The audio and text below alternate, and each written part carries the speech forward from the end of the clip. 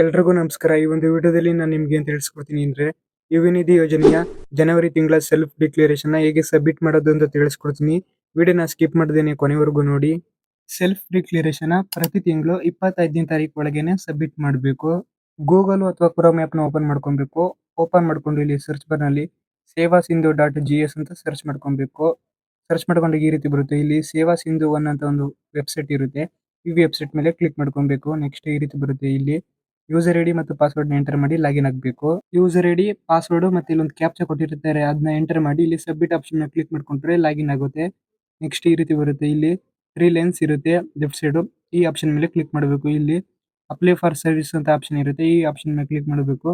ಇಲ್ಲಿ view all available service ಅಂತ option ಇರುತ್ತೆ. ಈ ಆಪ್ಷನ್ ಮೇಲೆ ಕ್ಲಿಕ್ ಮಾಡ್ಕೊಬೇಕು. ನೆಕ್ಸ್ಟ್ ಈ ರೀತಿ ಬರುತ್ತೆ. ಇಲ್ಲಿ ಸರ್ಚ್ ಬಾರ್ ನಲ್ಲಿ ಯುವ ನಿಧಿ ಅಂತ ಸರ್ಚ್ ಮಾಡ್ಕೊಬೇಕು.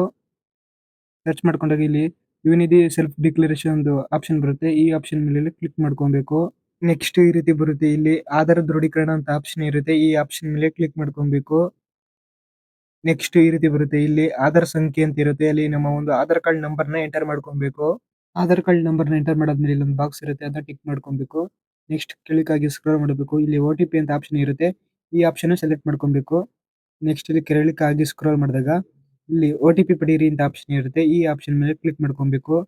ನೆಕ್ಸ್ಟ್ ಆಧಾರ್ ಕಾರ್ಡ್ಗೆ ಲಿಂಕ್ ಆಗಿರೋ ಫೋನ್ ನಂಬರ್ಗೆ ಒಂದು OTP ಬರುತ್ತೆ. ಆ ಒಂದು OTPನ ಇಲ್ಲಿ OTP ನಮೂದಿಸಿ ಅಂತ ಆಪ್ಷನ್ ಇರುತ್ತೆ, ಅಲ್ಲಿ ಎಂಟರ್ ಮಾಡಬೇಕು.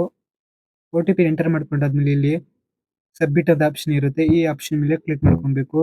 ನೆಕ್ಸ್ಟ್ ಒಂದು ಸ್ವಲ್ಪ ಲೋಡಿಂಗ್ ಆಗುತ್ತೆ. ಈ ರೀತಿ ಬರುತ್ತೆ. ಇಲ್ಲಿ ಕ್ಲಿಕ್ ಮಾಡಬೇಕು. ಮತ್ತೆ ಬ್ಯಾಕ್ ಬರ್ತೀವಿ. ಇಲ್ಲಿ ಆಧಾರ್ ವಿವರಗಳನ್ನು ಪಡೀರಿ ಅಂತ ಆಪ್ಷನ್ ಇರುತ್ತೆ. ಈ ಆಪ್ಷನ್ ಮೇಲೆ ಕ್ಲಿಕ್ ಮಾಡ್ಕೊಬೇಕು. ಅವಾಗ ನಮ್ಮ ಹೆಸರು ಬರುತ್ತೆ, ಮತ್ತೆ ಯುವ ನಿಧಿ ಅರ್ಜಿ ಸಂಖ್ಯೆ ಬರುತ್ತೆ, ಮತ್ತೆ ನಮ್ದು ಒಂದು ಡಿಗ್ರಿ ಸರ್ಟಿಫಿಕೇಟ್ ನಂಬರು ಸಹ ಅಲ್ಲಿ ಬಂದಿರುತ್ತೆ.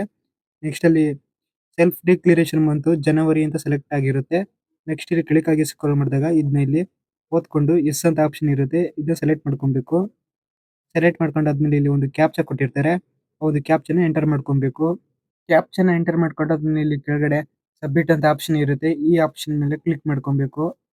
ನೆಕ್ಸ್ಟ್ ಈ ರೀತಿ ಬರುತ್ತೆ. ಇಲ್ಲಿ ಎಲ್ಲ ಸರಿಯಾಗಿದೆಯಾ ಅಂತ ಒಂದ್ಸಲ ನೋಡ್ಕೊಂಡು ಕೆಳಗಾಗಿ ಸ್ಕ್ರೋಲ್ ಮಾಡಿದಾಗ ಇಲ್ಲಿ ಸಬ್ಮಿಟ್ ಅಂತ ಆಪ್ಷನ್ ಇರುತ್ತೆ. ಈ ಆಪ್ಷನ್ ಮೇಲೆ ಕ್ಲಿಕ್ ಮಾಡ್ಕೊಬೇಕು. ನೆಕ್ಸ್ಟ್ ಈ ರೀತಿ ಒಂದು ಅಕ್ನಾಲೆಜ್ಮೆಂಟ್ ಬರುತ್ತೆ. ನೆಕ್ಸ್ಟ್ ಈ ಒಂದು ಅಕ್ನಾಲೆಜ್ಮೆಂಟ್ ಅಲ್ಲಿ ಸೆಲ್ಫ್ ಡಿಕ್ಲರೇಷನ್ ಸಬ್ಮಿಟ್ ಮಾಡಿರೋದು ಒಂದು ನಂಬರ್ ಇರುತ್ತೆ. ಆ ನಂಬರ್ ಇಂದ ನಾವು DBT ಸ್ಟೇಟಸ್ ನ ಚೆಕ್ ಮಾಡ್ಕೊಬಹುದು. ನೆಕ್ಸ್ಟ್ ಈ ಒಂದು ಅಕ್ನಾಲೆಜ್ಮೆಂಟ್ ನ ಫೋನ್ಗೆ ಸೇವ್ ಮಾಡ್ಕೊಬೇಕು ಅಂದ್ರೆ ಇಲ್ಲಿ ಕೆಳಗಡೆ ಎಕ್ಸ್ಪೋರ್ಟ್ PDF ಅಂತ ಆಪ್ಷನ್ ಇರುತ್ತೆ. ಈ ಆಪ್ಷನ್ ಮೇಲೆ ಕ್ಲಿಕ್ ಮಾಡ್ಕೊಬೇಕು. ಅವಾಗ PDF ಫಾರ್ಮೆಟ್ ಅಲ್ಲಿ ನಮ್ಮ ಫೋನ್ಗೆ ಅದು ಸೇವ್ ಆಗುತ್ತೆ. ಇದೇ ರೀತಿಯ ಇನ್ಫಾರ್ಮೇಶನ್ ವಿಡಿಯೋಗಳನ್ನ ನಾನು ಅಪ್ಲೋಡ್ ಮಾಡಿದಾಗ ನಿಮಗೆ ನೋಟಿಫಿಕೇಶನ್ ಮುಖಾಂತರ ಬರಬೇಕು ಅಂದ್ರೆ ಈ ವಿಡಿಯೋ ಕೆಳಗಡೆ ಫ್ರೀಯಾಗಿ ಸಬ್ಸ್ಕ್ರೈಬ್ ಅಂತ ಬಟನ್ ಇರುತ್ತೆ, ಸಬ್ಸ್ಕ್ರೈಬ್ ಮಾಡ್ಕೊಳ್ಳಿ. ಸಬ್ಸ್ಕ್ರೈಬ್ ಮಾಡ್ಕೊಂಡು ಪಕ್ಕದಲ್ಲಿರೋ ಬೆಲ್ ಐಕಾನ್ ಮೇಲೆ ಕ್ಲಿಕ್ ಮಾಡಿ ಆಲ್ ಅಂತ ಸೆಲೆಕ್ಟ್ ಮಾಡಿ.